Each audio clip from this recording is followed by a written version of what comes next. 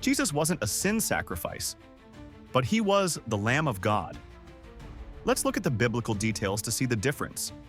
Every single detail of Jesus' life was prophetically mapped out thousands of years before his birth through 4 ancient Jewish festivals that most Christians have never heard of.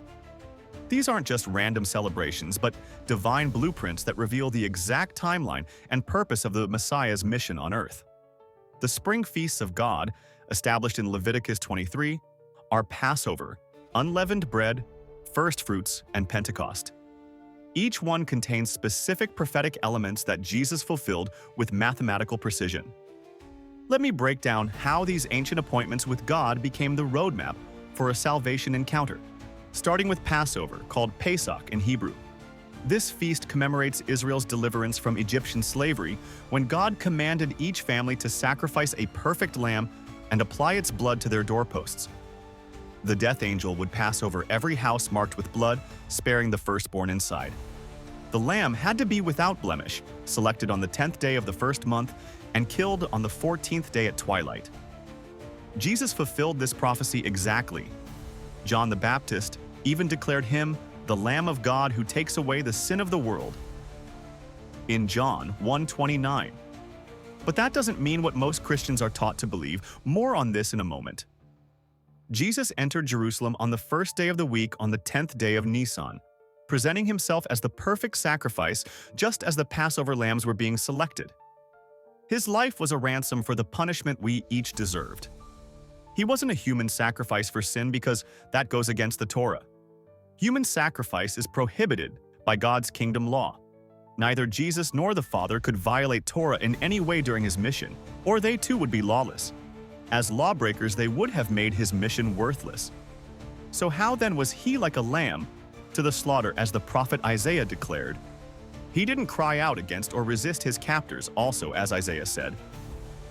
In this way, his blood then causes the eternal death we deserve to pass over us. Just like the picture in Egypt, without violating Torah, he surrendered himself and became sin. So your guilt was nailed to the cross, not Torah.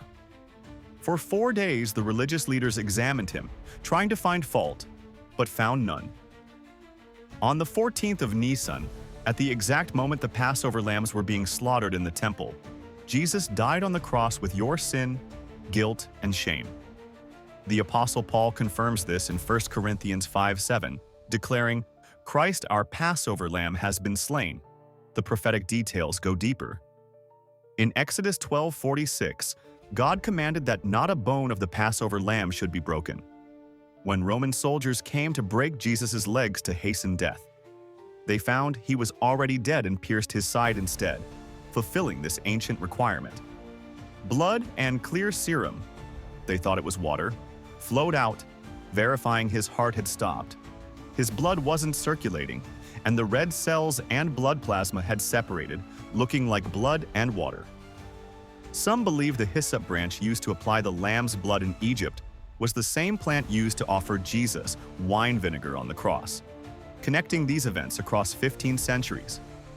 Every detail covered, every centuries-old prophetic picture came true.